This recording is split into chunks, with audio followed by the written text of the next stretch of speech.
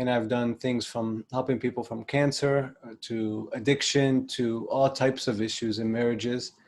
And one of my passions is just getting people to overcome themselves and to think greater than themselves in their current condition. We have a special guest. His name is Andrew. He is a recovering addict who has been in the worst places in life. And now I think addiction never really goes away. It's something that you'll fight. It's a lifetime battle. But he was able to go from one spot of his life of rock bottom where he saw no light to where he's at now in terms of success. And he'll define what success is in his own words. And to me, success is where you live on your own terms. And I really believe addiction is just doing something that you don't want to do and getting an outcome that you don't really want, that you don't have any control over. That's where your subconscious, your body becomes the mind. And usually it's some type of event in your life that you went through and some traumatic emotional event. And you look for a substance outside of your body to make you feel good.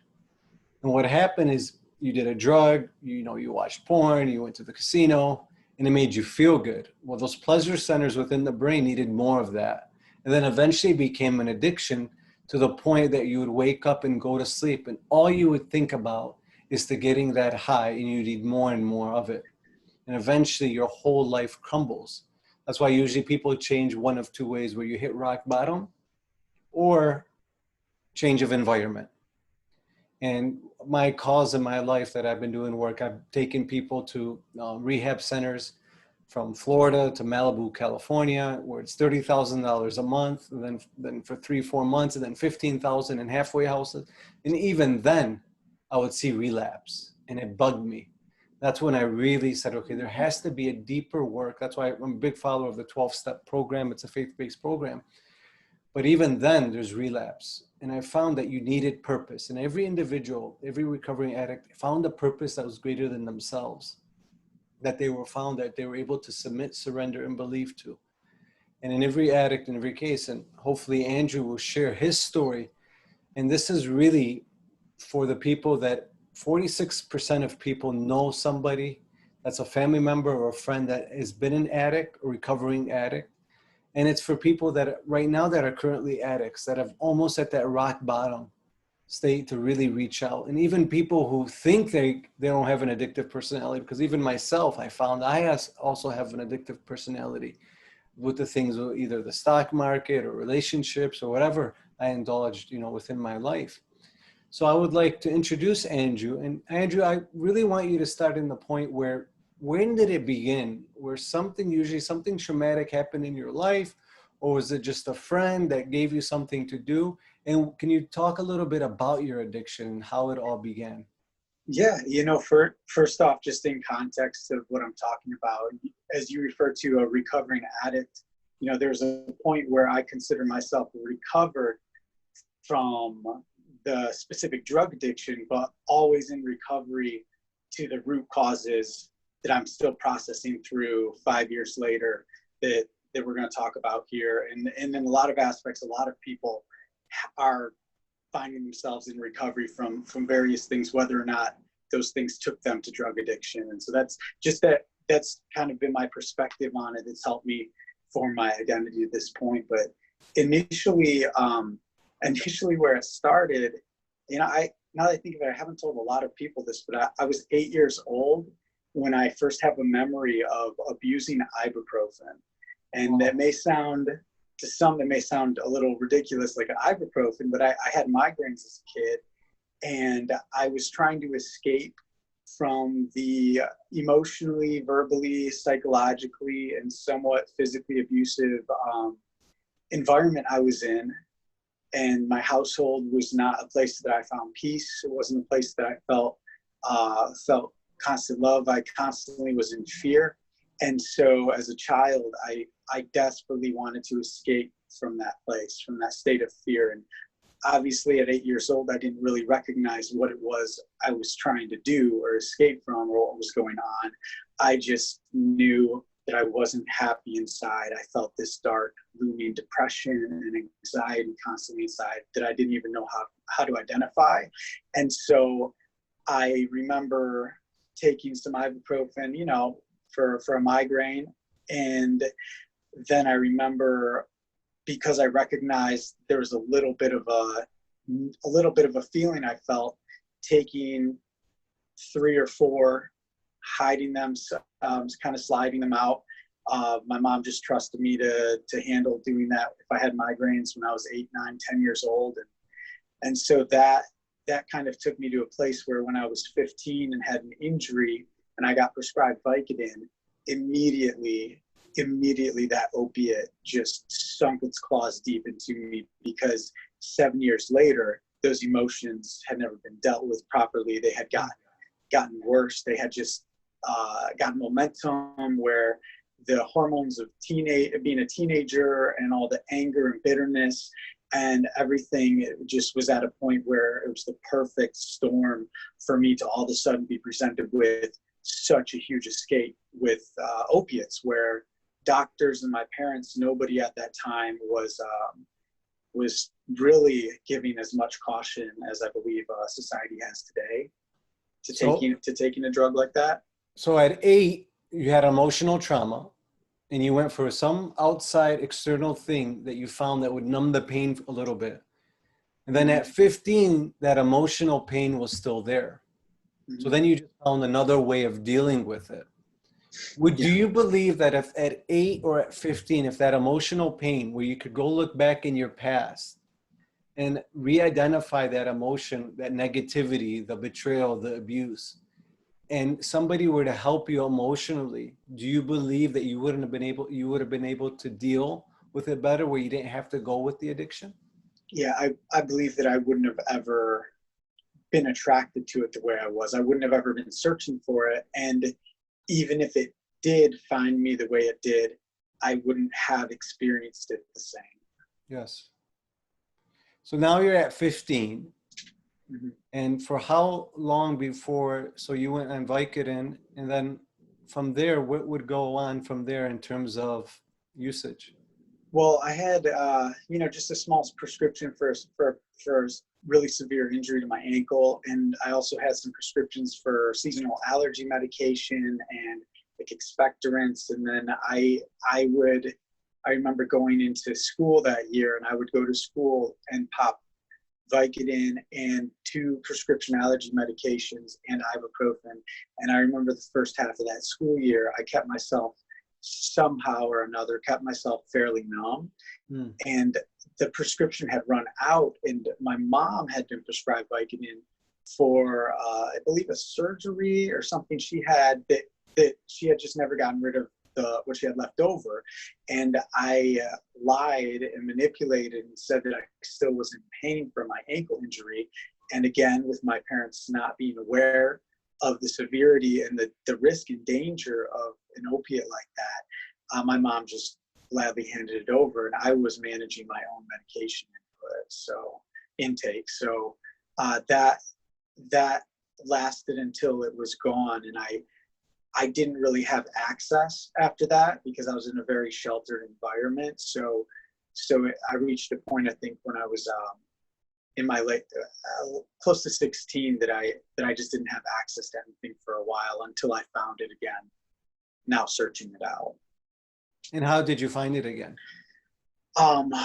With some coworkers, they introduced me to marijuana, and then I found out that, hey, Vicodin is actually available off of the legal way on the streets. And I discovered the availability of prescription drugs, the availability of other drugs. And so I started my path of exploration and moved out of my parents' house when I was 17. And during those first couple of years out of my parents' house, I was experimenting, exploring every class of drug: narcotics, cocaine, amphetamines, hallucinogenics, acid, opiates, benzodiazepines, barbiturates, pretty much anything I could get my hands on, ecstasy, I wanted to try, wanted to experiment with and experience. And I was just reckless and self-destructive. And what would happen when the high would go away? What mental state would you be at, in the sense that would you relive the past and then you would have to run back and numb it?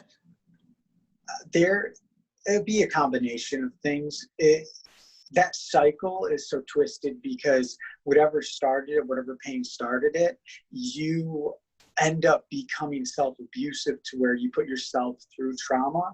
So when I would come down off the high, not only would I have to face emotions that I had buried so deep that I didn't even understand how to begin to recognize or identify, I also would have to deal with current issues that I had brought upon myself in different situations with relationships and stress and life situations. And when your mind is in the state of stress, I always use the analogy, when you're running away from a lion, all you're looking to do is survive. And eventually when that lion is away, your heartbeat goes down. Well, usually with addicts and other people that are in high emotional states, that lion, which is within their imagination, never disappears.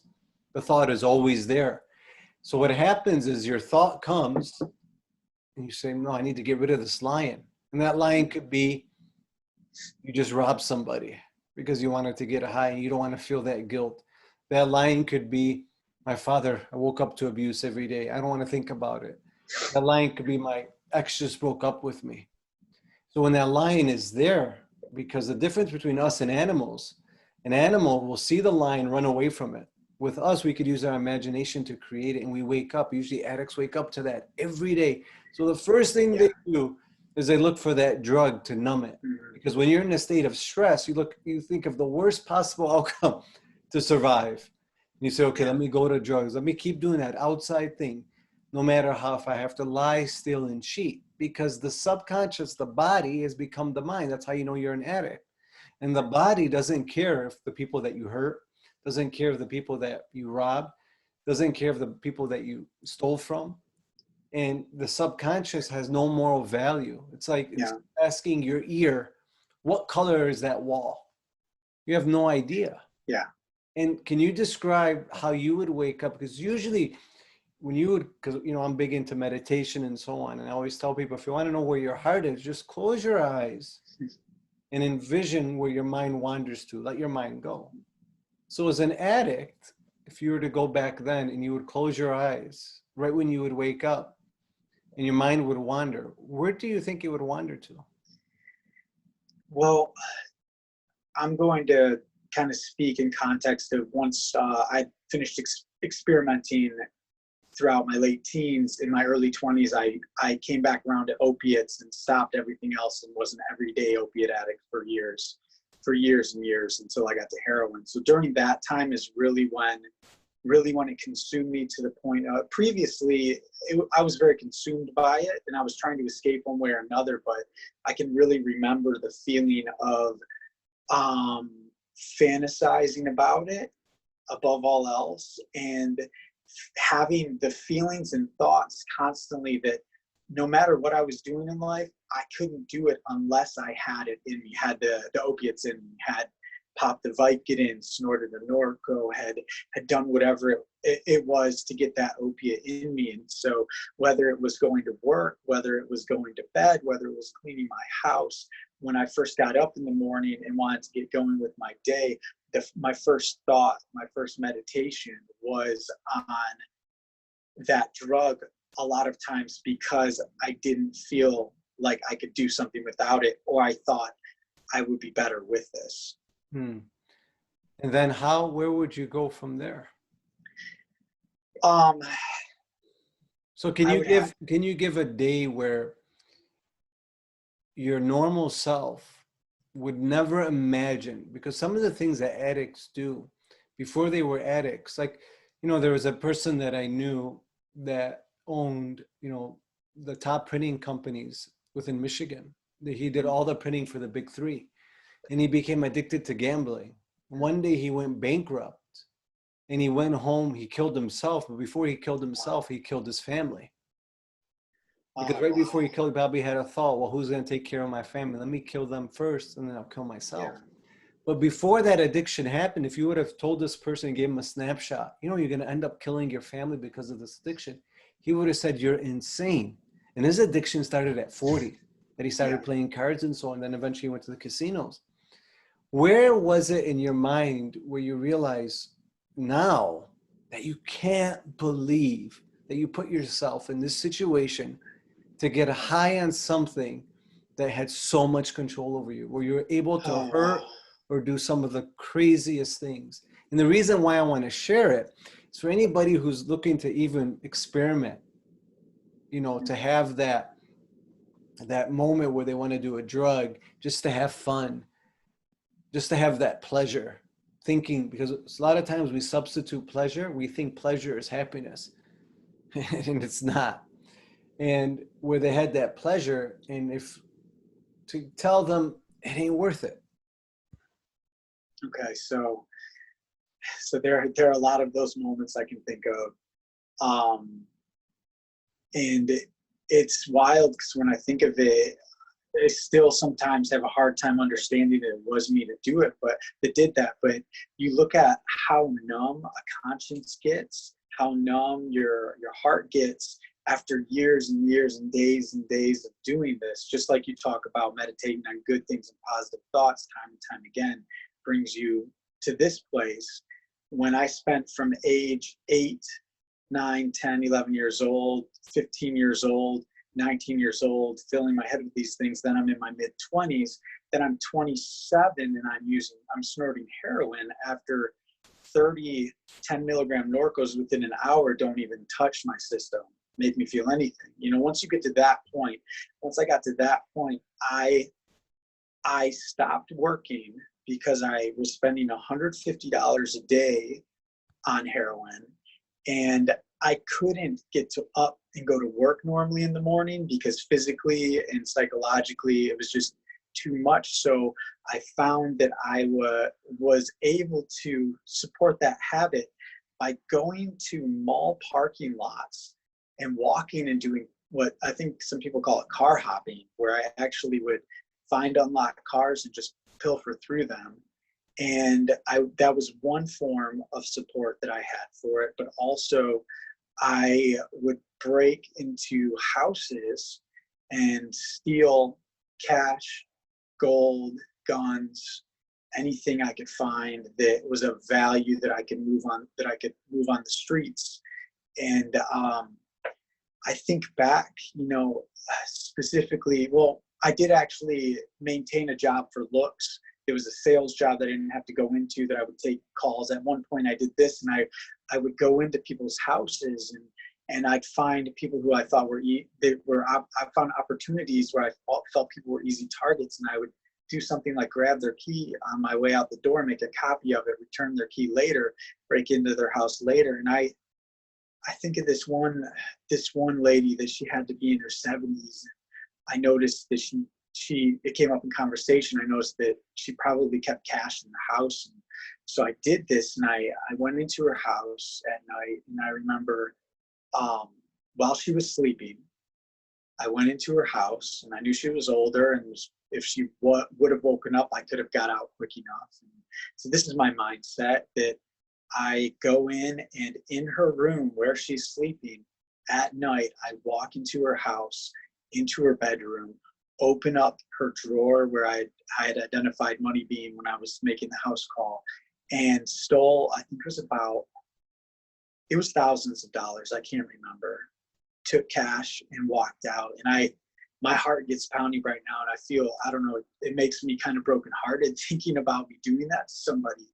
But never when I was 16, 17, Right. 18, 19, 22, 23 years old would I have thought that at 27 years old, not only would I be capable of doing something like that, but I would actually do it and follow through with that. But the thoughts that led up to that were me fantasizing about these things, me filling my head with criminal thoughts or rationalizing criminal behavior, because in the past I had stolen, in the past I had lied, in the past I had not cared about people and how my actions impacted them, and in the past I was just trying to get the high. And so in my mind, none of those things that you think about rationally really even came into play.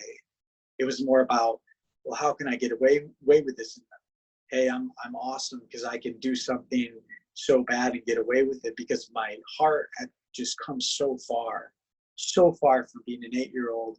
It felt scared and alone and afraid and angry. Right. This is to all the parents, because I'm a father of 3 kids, that we don't realize, even at the age of 8, and nobody's can't blame. We all have to take responsibility. We all have free will, but the emotional abuse, forget the physical, that we give our kids.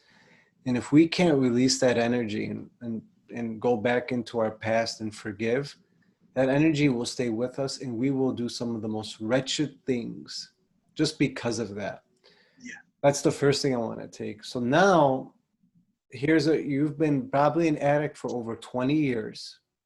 You've gone into houses, you've robbed people where you never would have thought in the wildest dreams that you would have put yourself there.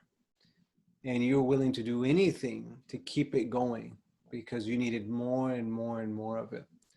Now, usually all catches up to you, because usually when you hear an addict, heroin, narcotics, usually you hear one of 2 things. They're in jail for the rest of their life or they're dead. Yeah. So you beat the statistics, which is a miracle.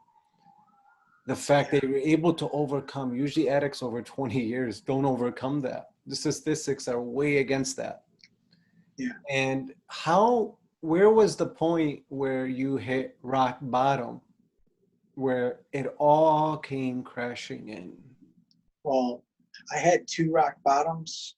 The first rock bottom wasn't rock bottom enough, apparently, because I had to hit the second one. Right. I like to share about the first because death was very close when I decided to kill myself and went on a campaign to do so. Ended up on the top of Greektown parking structure in downtown Detroit and was very much ready to jump. And this was after a previous day of having the same idea, having a pistol, going downtown Detroit, getting high all night, and I was going to do it and was intervened by my brother. And so the next day I'm on Greektown parking structure going to do it, and something inside me said, wait. It was almost like this little voice that said, hey, if you want to do this badly enough, why don't you just wait tonight and do it another day? So I called my dad and I ended up getting admitted to a psych ward for some days and got clean for a little while, for a couple months, and then hit another rock bottom But before you go to the next one, Yeah. I want everybody listening in that the thing that they're doing right now, either they're gambling, the porn, hanging out with negative friends, all for pleasure, that thing that brings you joy will one day betray you and could cause you so much pain that you're going to want to end your life. And so if there's one thing that you want to take away from this, is if you are doing something that you know is hurtful. It's like, I know there's a cheating website called Ashley Madison. And what happened is they got hacked. And so many people the next day, because all the names were out, committed suicide. Wow. So if that thing that you're doing is so bad that when it becomes public, or when the walls cave in and people see you for who you really are, to the point that you are willing to commit suicide, think twice and say, maybe it's time to change. There's 3 components to somebody overcoming addiction. It's being authentic with yourself. It's doing the uncomfortable and really changing your environment and surrendering, being able to surrender to the unexpected outcome. Because instead of using your brain as a record of the past, where you're always waking up to something that happened in the past, and then that past becomes your familiar past, becomes your predictable future, and every day you're waking up as the same addict. And I think the key is where you find a purpose greater than yourself. Mm-hmm. So if anybody listening in, please don't, whatever it is that you're doing right now, if you feel that it's going to go, if it goes public, or if you hit rock bottom, that you'll end your life, then it's time to reconsider. Yeah. Because think long term and ask yourself, is this worth my destiny? Is this worth my future? And it's so important.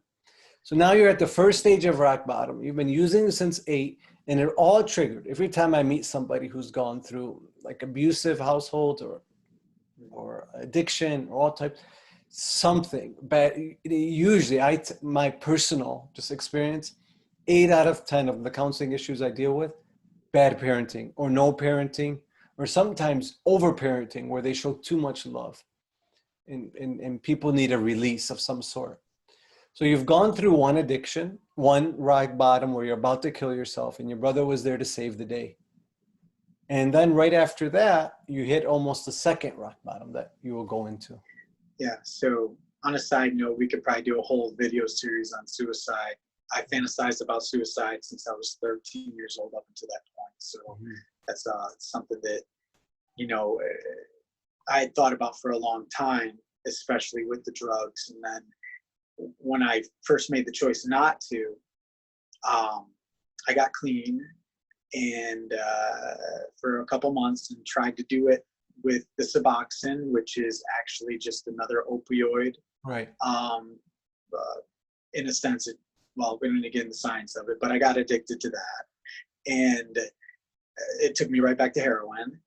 And the heroin took me right back to crime. And I got arrested. I got caught breaking into a house. And so this was my rock bottom, this situation where I was subletting, paying cash for an apartment on the west side of Detroit. And I had a warrant out for my arrest in Wayne County in a little community, Gibraltar. And I knew that they were coming, wanting to arrest me for this. And I knew that they had evidence against me enough to convict me. And so I sat there and had a choice to make because they didn't actually have me in handcuffs. It was my choice to call and turn myself in, or they were going to be looking for me. And I was going to be on the run. And I actually thought, hey, maybe I should just disappear in the city, just live that lifestyle. And it's funny because one of the guys that I was kind of doing some not so legal things with, he said, man, maybe God's trying to tell you something. Maybe you need to listen. And I looked at him like, what, are you crazy? And something just tugged at my heart, and I just felt it. I said, I'm exhausted. I'm just so tired of lying and forgetting what I was lying about. I'm so tired of chasing this. I had lost contact with my kids because when I relapsed again after getting clean right then, both I had 2 sons at the time, and both their moms said, we're through.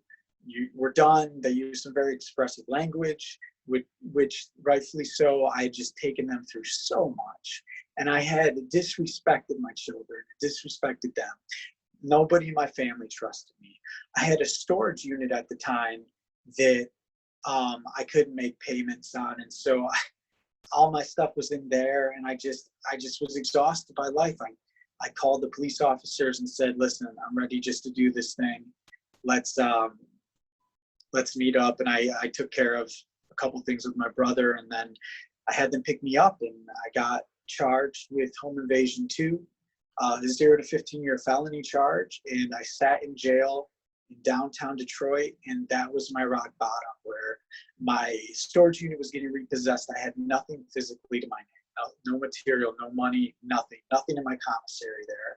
I couldn't talk to my kids. Both their moms said, doubt you'll ever see them again. And you're facing 15 years of prison. Well, they call it a 0 to 15 felony charge Up to because 15 maximum years. sentencing is 15 years. And so I had no idea. I had a misdemeanor when I was younger that went away, 2 felony charges from the previous year that I got expunged before they came to conviction because I looked good on paper for 6 months. And so I had no idea. With no priors, it was hit or miss because I did have previous issues. So I'm sitting in jail, and I was done. I was tired. I was exhausted. I had nothing in my name. I had nothing to lose. Absolutely nothing to lose. Wow. And then you're at this, you're in prison, facing jail, and that's the rock bottom. Rock bottom is when you should, because between your conscious self and your subconscious and analytical self. Conscience, see, when people are conscious, one thing they don't realize about addicts is when you speak to them, you say, do you want to be clean? They said, yes. Are you going to be clean? Yes. Why? I got to do it for my kids. But that's their conscious self talking. But when the subconscious kicks in and when that urge comes, it takes over because that process or that program is much stronger than your conscious self. And your Right. conscious just shuts off and you become within, it's like basically the matrix. You're overcome with it. Then when you hit rock bottom, it's your subconscious could no longer feed it. So that's when you become conscious and you start thinking about what you're thinking about and saying, I need to change. And the body no longer could get its drug, can no longer resource because it's tired. And it's saying, okay, Yeah. I'm ready.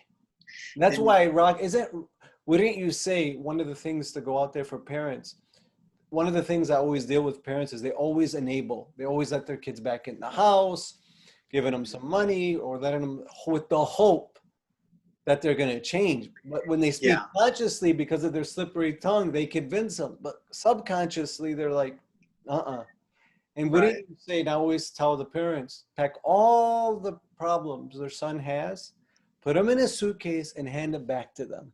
Because if you don't do it now, you're going to be going to their funeral. And I've gone to those funerals. Yeah. So when you were at your rock bottom, and where did you go from there? Well, to that point, rock bottom was a convenient time for me, and a lot of addicts, they never find a convenient time. Right. And parents enabling don't understand that you're not giving them a convenient time. You're giving them opportunity to continue sometimes. It's a fine line because it's hard to facilitate. I talk about a convenient time like a lot of addicts constantly use excuses. I'm just rabbit trailing for them. They constantly use excuses. Like for me, I knew to really do what I needed to do to get clean, I would have to tell everybody first that I had this deep of an issue. Then I would That's the have truth. to, There's the yeah, truth, right? then I would have to not be with my kids for a while, not be able to enjoy the luxuries that I enjoyed for a while if I had to go to a rehab or had to go here. So the enablement oftentimes gave me enough to keep going with my addiction, to just keep doing what I was doing, because I didn't feel as much a need to facilitate the actual thing that I needed to get clean. So when I tried to, it just failed. But so from rock bottom, I just surrendered. I mean, I had this experience in jail and county jail, weeping on my top bunk as I encountered a supernatural presence of God, which is hard to explain what that feels like and what that's like, but it was incredible. And I felt a relief. I felt a release, and I wept, and I hid so nobody saw me weeping in my block. And I felt peace because I thought, you know what, this part of my childhood had been rejecting God and denying God's presence and rejecting religion and everything that I thought God was. And so in that moment at rock bottom, when I finally had that encounter, I said, I surrender to you, God. I don't know you. I don't have any idea who you are, but I finally could see it in all the places he was throughout my entire life. And so I surrendered to him, and I said, I don't know where I'm going to go, because I didn't know if I was going to prison. I said, wherever it is, I'm done. I'm going to try to learn about you. I'm going to try to give you everything. I'm going to work hard to do that and start that process. And I knew that it was a really difficult process, but that was kind of the outset that I had. So I don't know if you want me to talk about. Well, I want to just allude on the point. The most successful addiction program is a 12-step program that has helped addicts. And it's a faith-based program. It was actually named after the 12 disciples, where a person woke up. He said, I'm going to come up with 12 steps. And people have to realize, we're not telling you to follow a certain religion, but there has to be a greater purpose, either God or something within your life that you're willing to completely submit, surrender, and believe in, that's greater than yourself. And then the unexpected. So then the addict will come to me, well, how do I go under the unknown? I'm so used to waking up and getting high, which is known to me. Well, how do I go into the unknown?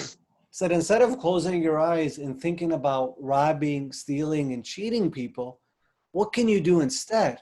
How about closing your eyes and making the unknown known? And started creating a future for yourself Yeah. where you tell your body and your mind where they come and join to the point where they're so convinced it's so real, as if some reality the same as getting high was real to you, that reality is high. So can you Yeah. talk about how you went from closing your eyes and envisioning robbing people to now where you've hit rock bottom, you had a transcendental moment? I also study spontaneous remission. In each case, you have to submit, surrender, and believe in something that was greater than themselves, and that cancer or that illness would go away. Where would your mind now take you where you said, okay, this is what I want to surrender to, and this is Yeah. where I want to go? Well, the big change of belief I had also was in my own identity. So I I surrendered to God, and I surrendered to the fact that I was going to now look at myself differently. And so I took myself to a place where I said, you know what, I need to just take really really small baby steps. You know, there's a big saying in recovery: one day at a time. I think I was more at like 1 minute at a time, one thought at a time, Yes. initially. And I realized that, you know what, I have this time for me. I had that time where I was just sitting in jail. So I started reading. I started making more productive choices in my little world, because in jail, even though you don't have the same opportunity, you still have opportunity to lie, cheat, steal, Right. curse, you know, focus on bad things, all the same. So I started to make choices to first just try to think about things differently, try to read. I picked up a Bible to read that and see, you know, what knowledge I could gain and what guidance I could gain. I started being a lot more quiet, talking a lot less. And you started observing. You started being the Yeah, observer of yourself, where you could see yourself objectively instead of subjectively. And you've yeah, taken yourself out and you started observing the things that you liked about yourself, and you started questioning the things that you don't like yourself. yeah. So I looked at what I had been doing, and I was so arrogant, thinking, "Oh yeah, I can take care of myself. I can do all this." And Right. I'm sitting in jail, like, well, obviously I can't, or else I wouldn't have been here in the Right. situation. And so I started accepting the reality that I was 20. Well, I had just turned 28 in jail at the point, and started accepting the reality that I'm 28 years old, and I don't know how to cope with emotions. Right. I never developed these coping mechanisms. And oh my goodness, I don't really know how to make good choices, because if I did, I wouldn't have made the choices that got me here. So Exactly. I was real with myself about that. And I said, okay, I am going to start listening to people, no matter whether or not I like the advice or input. I'm going to look at people who obviously, from the fruit of their life, have made some decent choices along the way, if not a lot of them. And I'm going to listen to what they say and try it their way, because my way just hasn't been working. And I just kind of said, you know what?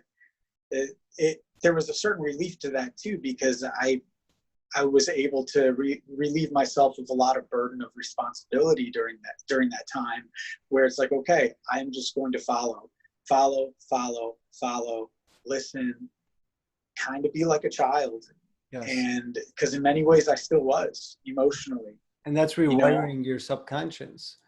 You know, for people who are listening in, all an emotion is an end product of an experience. And usually when you have a high traumatic experience, just like if I ask you, where were you on 9/11, or where were you when you first rode your bike, you'll instantly remember where you were. If I ask you, where were you 2 weeks before, you have no idea. The higher the emotion, the bigger the memory.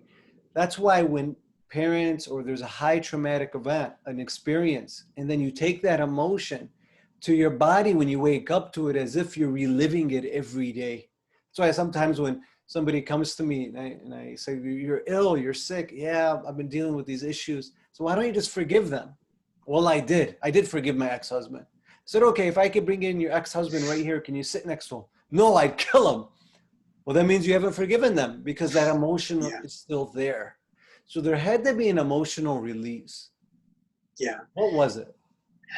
Oh, well, that that has been quite the process. I mean, right then and there, I kept it very simple. I didn't let myself think about a lot of things. I didn't bring up a lot because it was too much to bear, and I didn't know how to process it. And so it was over the course of the next year in a rehab facility, a faith-based rehab facility, that I actually was able to get out of jail after 2 months and got sentenced to, I needed to complete this year-long program in West Michigan for, before my 2 years of felony probation were up. And so I went a week later after getting out of jail and entered into this rehab program, a live-in rehab program, very strict rules, regimented, and it's a lot of learning about God and prayer and meditation.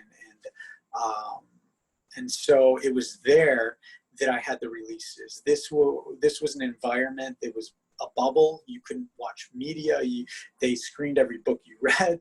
It was very, very much a bubble, but it was exactly what I needed for that season. And like I said, there's never a convenient time to do this, because when you've lived that extreme of a lifestyle, you need a very extreme change to take place. And so that was my extreme change that I needed, that I had months to take chunks of all of the emotions that I was feeling. And I remember one day specifically, they would have worship services where you'd actually go to the front and get on your knees and pray while the music was going and weep. And it was incredible to have that for months available, where it was the norm. And I'm talking having like 30 guys around me doing the same thing. You talk about a vulnerable experience.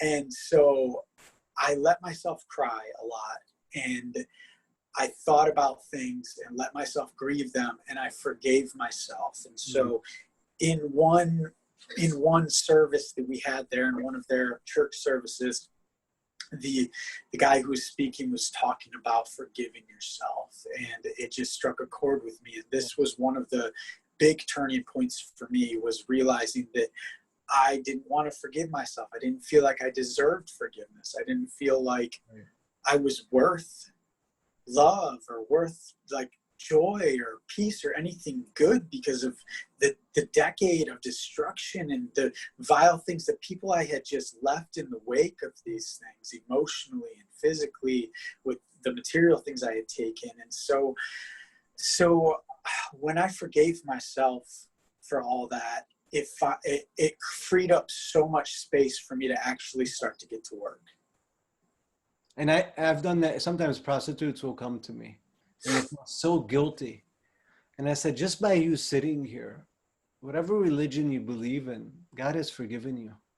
Yeah. You need to learn to forgive yourself. And forgiving yourself really takes the work, because if you don't forgive yourself, then you end up hating yourself, and then you end up damaging yourself.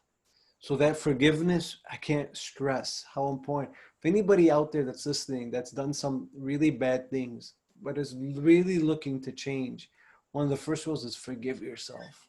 Yeah. If you're a believer in God or whatever you believe in, the universe, the divine, it's already forgiven you. But the question is, because change isn't hard, it's the resistance to change is hard. And how do you know you've really forgiven yourself? Is you don't make the same changes yesterday. Yeah. Yeah. You don't make the same, choices as yesterday. I'm sorry. So can you, talk a little bit about, you've forgiven yourself, you've gone through, a rehab, you've gone through prison. And now where you've started saying, instead of using my brain as a record of the past, I'm going to use it as a roadmap of the future. And where you started seeing that now things are creating for you. Instead of you living in a state of survival, you're now creating and serving. So can you go a little bit into that? Well, during that process of rewiring and reassociating, and I just believed in my mind that, hey, I am making right choices, and I'm just going to take a step of faith that if I keep making good choices with my life, I'll be able to actually do things the way that I should, and actually be able to support support my kids and see them in the future and actually be able to eventually get back into living somewhere that I'm actually paying bills. And so I got through this rehab program and dealt with a lot of emotional and spiritual things in there.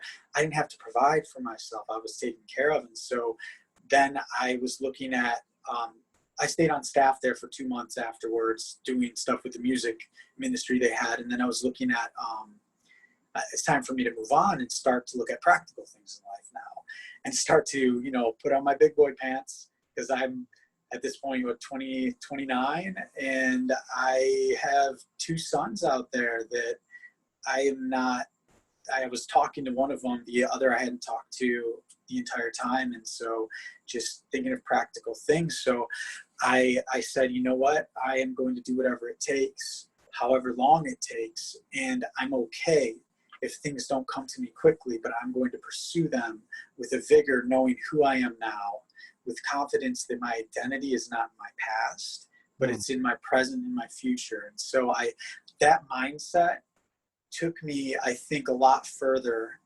than I realized it would, because I really tried to keep in mind, though, that I need to stay humble, because I'm coming into a year and a half not working, and all the consequences bear it heavy. And there were a lot of people that I'd forgiven myself, but a lot of people hadn't forgiven me. A lot of people still didn't trust me. So I still kept in my mind, well, I know who I am, but not everybody else does. So I'm just going to live it. I don't need to tell anybody. Yes. I'll share as people ask, but I'm just going to live it. So that this was by kind right, of my, they should be skeptic. Like when I deal with addicts, they get mad. Well, I've been clean for a month. So you've been hurting your family for 6 years. They're going to be exactly. It takes time for that unknown to be known. But one thing that I found interesting, especially when they do the work, that's why I get them to do deep breathing, meditation, take cold showers, being okay with being uncomfortable.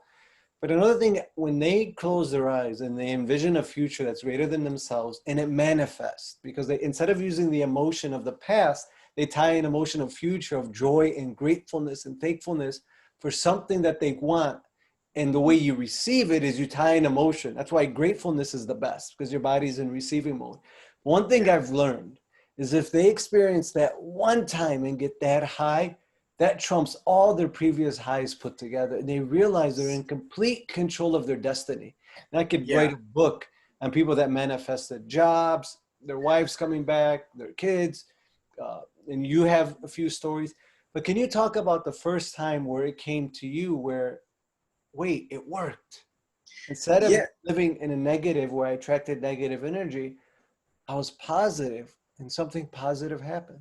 So, I didn't even realize, like, what we've talked about, I didn't necessarily, wasn't taught this the same way, but I was putting into practice already when, I think 5-6 months into being in this rehab, I would be getting on my knees at night praying, and I would be thanking God. I remember specifically, I would thank God for letting me talk to my son.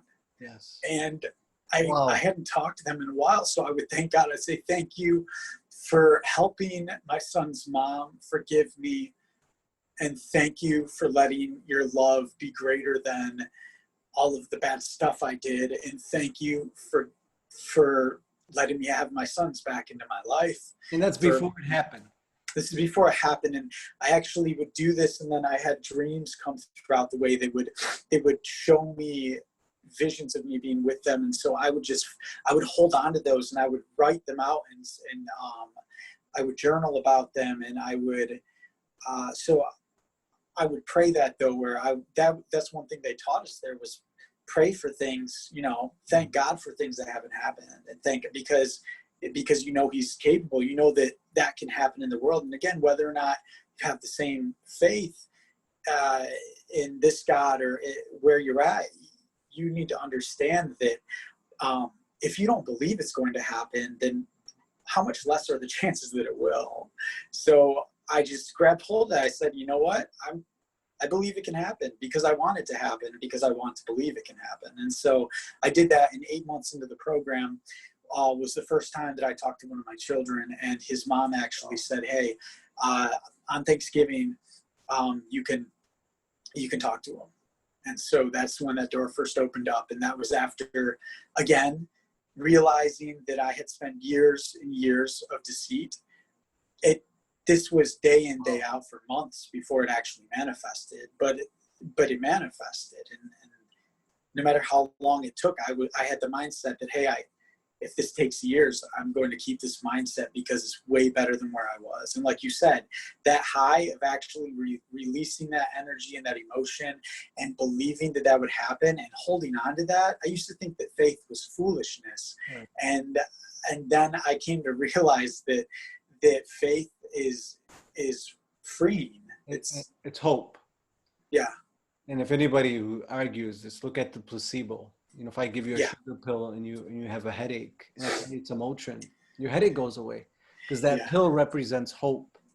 But recovering addicts, people who've hit rock bottom, they become the placebo. This is why I'm a big follower of like Dr. Daniel Amen, Joe Dispenza, because now the methods that I use now are just really into this, where they envision a future that's greater than themselves. They tie in emotion and they manifest. And then what happens is you realize, wait, you don't have to wait for some outside reality. Because what is an addict? Most people live. They wait some outside event that needs to happen for them to feel an emotion of joy, happiness. Yeah. They need wealth to feel abundant. They need some type of love relationship to feel love. And that's not the world we're dimensional beings in a multi-dimensional world. And you actually have to feel these emotions of love, abundant to attract it. And as soon as you learn that, instead of working for 30 years, really hard to attract and to gain something, you do it just through thought alone, tying emotion, and then get out of the way. And as soon as you realize that, you realize, wow, this is amazing. So now I'd like for you to take where you're at now in your life, where you've gone from 20 years and now where you're currently at. Because the reason why I want to share is anybody that's listening, that's going through a hard time, my argument to you is most likely you haven't been a 20-year addict. Most likely you haven't contemplated suicide 2 or 3 times or faced 15 years prison. And if Brother Andrew could overcome it, then what's your excuse? And my cause is take this as a message that we all have somebody to reach out to that could help and guide us. It's either an outside, a friend, or within where you have that divine moment. So where you're at now in your life? So now in the specific terms of this week, I've had a great deal of emotional triggers with Father's Day being tomorrow. I've had a great deal of emotional things that I didn't realize I haven't unpacked yet, and processing them and different things that have been happening with my family. But now you've remarried. So can you talk a little bit about how now you have a stable job? You're in the IT, right. A beautiful wife, beautiful family. Can you talk a little about that? Those outside things, I just wanted to share that internally now, with all those things coming on, I'm not tempted to get high, which is a big thing for an addict. Right. To actually know that the physical things that I have that I've been able to step into have been incredible. I work in IT for a tier 2 manufacturing auto company, and they also have tooling divisions. And so I'm in IT. I am in an applications department where I am pretty much responsible for the ERP systems, making sure they're running for 6 different sites. And I help do development work and manage different aspects of our applications. And so I'm blessed enough to make a salary that I can I can pay for a 3-bedroom house in a really beautiful area in Grosse Pointe over here, where my son, who's 13, is with me 50-50 now, and he's about to be going into one of the top rated schools in the state for high school. And my daughter, who's 20 months old, that I had with my beautiful wife, Hannah, is just thriving and just growing. And I'm learning how to be a parent where I can actually pour into my wife and my daughter and my kids emotionally and spiritually now, and stop any generational curses and any learned behaviors. And my 9-year-old, my other son, who was living in Florida, I was, over the past year and a half, I was going there every month. So I was able to afford flying to Florida every month to see him and spend time with him as well, which is incredible because I left that rehab thinking, I don't know if I can get a job, and felony probation and with no college degree and a year and a half, no job history. So I've been incredibly blessed now getting to this place where physically and financially I can have these things where I'm comfortable, I'm in a safe environment, I can continue to grow, but where emotionally now I actually can process the weight of a week like this week and not feel the overbearing stress of, oh, I want to get high, I want to get high, I want to get high. Any fleeting thoughts that come in, I've learned how to deal with them and process them. Any sort of emotions that come on me, I'm learning how to deal with them every day. So I also want to go into, I'm going to be interviewing an NBA player on Wednesday where he was, never knew his father was in the ghetto, and he would close his eyes and be thankful for making the NBA in third grade. He envisioned himself scoring 30 points a game in college, buying his mama, and those all manifested. But now I want you to talk about how recently you wanted a piano. Yeah. You use your art of manifestation, being thankful, to get rid of addiction and to create a better life to yourself. And now, but you haven't stopped. We're now, because most people wait to change and start thinking differently when they've hit rock bottom. And they think greater than themselves when they hit rock bottom. And I say, why do we wait to change when we hit rock bottom? Why don't we do it through joy and happiness? So can you talk about, and I know you have a few, but most recently how you're enjoying happiness, you have a wife, family, and a job, and you wanted something. So go ahead and go into that. So I moved into this 3-bedroom house out of an apartment, and I didn't have a piano. I played piano since I was 5 years old. And so now here I am 33. And during the quarantine, this was actually the longest period of time I've gone in my entire life since I was 5 without playing a piano, an actual acoustic piano. And so emotionally and spiritually, this is a big thing for me. So I'm thinking, okay, I'm in this house that costs a lot more to rent. Money's tight. I can't really buy a piano. I really don't have a lot of money to move one either, because if you know about moving them, they're heavy. But I said, you know what? I want one, and I believe that I could ask, and maybe some could come. And so I put it out there on this Nextdoor app. Hey, neighborhood, I'm a 25-year-old musician, yada yada. Does anybody have a piano that they don't want? Right. And I just kind of worded it like looking for a piano. And so I got 10 responses within a day or two of people who said, hey, I have a piano. And as I'm looking through them, well, when I did that, when I put the post, I actually took specific time at night to meditate and focus on the piano and think, okay, I'm going to have a piano soon. I'm going to teach my son how to play it. Mm-hmm. I'm going to play it so my wife can sing with me, and so my daughter can have fun. And it's going to be great for my family. And it's going to not just be any piano, it's going to be a good piano. And I believe that this can happen. I believe that it can happen within weeks. Right. And so I just put that out there. I meditated on that thought. I put the post up, and then a couple days later, I had found a Yamaha Studio Upright U3, which is about a $6,000 piano that looked like it was in really good shape.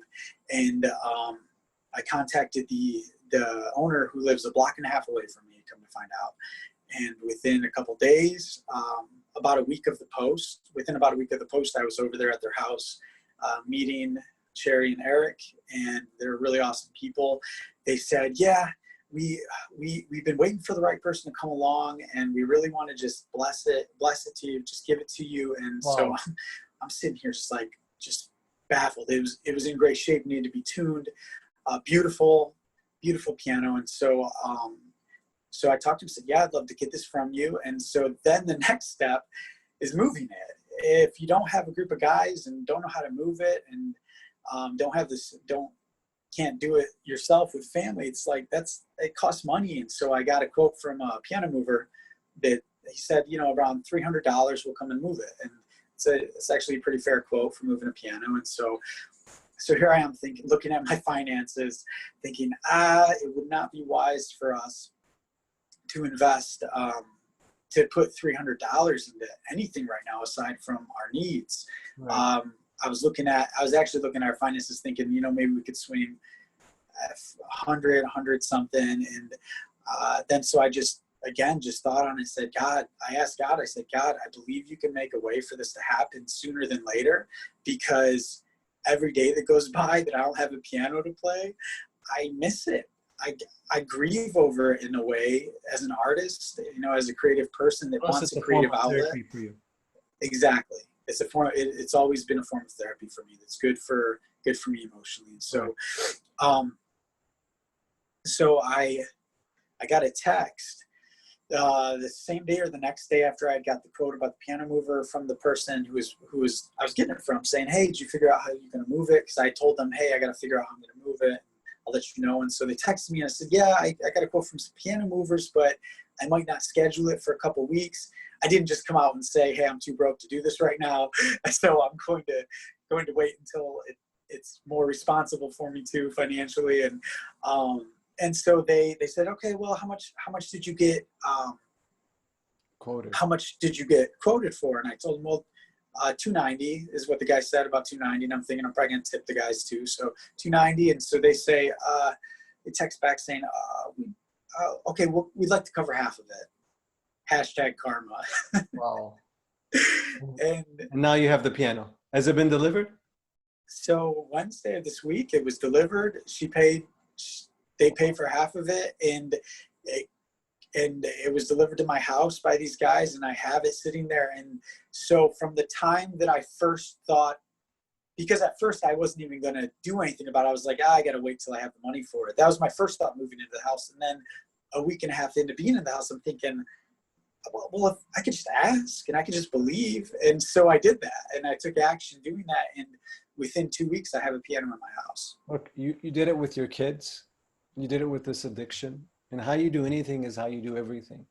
So I implore everybody, just take that minute. Really the hard part for everybody is just making the time. Well, the first thing is they don't check their phone or their emails or eat breakfast. So they wake up in that morning, they think of a few things to be grateful for. They say, what kind of person do I want to be today? What are the limiting thoughts I'm not going to have today? And who am I looking to be today? And how am I going to serve today? You do that every day, and those synchronicities, God's breadcrumbs, just come, and you have to experience it just once. There's a person who called me, about a month ago. He says, I lost my job, the COVID. I said, where do you want to work? He says, I want to work for the state. I gave him the meditations, and he's calling unemployment, to file for unemployment. And unemployment says, well, we're hiring. Why don't you come work for us? So now he's working for the state, and he says, this is the greatest day of my life. There's another lady who said, I keep failing this exam, my state exam, and I can't work without it. I said, what do you have to get? A 70. I said, okay, here, you're going to come next week to our meditation club. You're going to talk about how you got a 78. And guess what? She got a 78. And it's really doing the work. Yeah. You take the time. And if I could encourage everybody, there is something specifically that I have been doing this with for over 4.5 years without the results that I've been wanting, but I'm still doing it. Yes. And that's, I've had a lot come to me along the way. My middle son, I've been so blessed to be back in his life the way I am, but there's so much more I want to be able to do with him. He hasn't even come into Michigan to be with me since I've gotten out of this situation. And so since I was in rehab, I just want to have my kids with me at my own house. Like, that's such a strong desire that I have. And I've been just doing the work and keeping my mindset the same, even though I'm not seeing that specific result yet. And so I want to encourage anybody that has something like that you feel discouraged because of the amount of time that's passed by. It's okay. It's okay if it hasn't happened yet. And it may be better for you because it could help you, long-term. You'll see the reasoning and why you had to be patient at that moment. It's like somebody says, oh, I went late to work. My car didn't start. And then you come to find out that if your car did start, you would have went through this green light and another car would have went through the red light, and your life would have ended. So you don't know. There's always a reason behind the wisdom behind it. But I would like for you to go, you know, and we're going to have another discussion to go into deeper, because how many years now have you been clean? Or months? I've been clean for over 5 years. 5 years. I would say, yeah. So we're going to go into that recovery process, because a 20-year addict in recovery now for 5 years is substantial. What's one advice? And we're going to have a second part to this. But I want us to end. What's one advice that if you were to be able to go back to your parents, because I'm sure this was the triggering point of your life, that you probably reconcile and go back, well, now I know what not to do as a parent because of what my parents did to me. And now I'm an expert of what not to do, and I'm going to make sure my kids never feel that pain. What advice would you give your parents or any parent that's listening to making sure that they don't cause a platform where their kids become addicts, where they have to go for some outside experience to feel that pleasure, where they become an addict to the point where they could hurt themselves or the people around them? Cultivate an environment of acceptability and transparency. I find a lot of value if I would have had an environment where I felt safe to express my deepest, darkest thoughts to my parents, that without feeling judged, or without an angry reaction. Yes. My expectation was set and this is where it might get twisted, because even my parents may feel like we wouldn't have reacted that way, but my expectation was set by actions throughout my childhood that this is the reaction and response I would get. So if your intention, even with the day-to-day, is set to not be reactive to your children and to have patience and approach them with love and gentleness, and understand that they aren't like you, and understand that they are going through their own process of learning about things. And that comes along with sometimes different thoughts and different things and different actions that make you as a parent very uncomfortable, possibly. But set that uncomfort aside and understand that you have an awesome opportunity to really just help direct them and guide them in such a loving way. The opposite of, addiction is caused because of a disconnection, usually through a traumatic event, a family member. That's why the opposite of addiction, it's been well said, is connection. That's perfect. And when you're able to connect to some greater reality than yourself, and you realize the power of how you manifest it through high elevated emotion, that's where your life changes. That's why it's so important to all parents, all loved ones, is keep connected. There's somebody out there that you haven't spoken to for a while, or somebody that you just shoot a text, say, hey, I haven't been speaking to you for a while. How are things going? Reach out, stay connected, because you have no idea.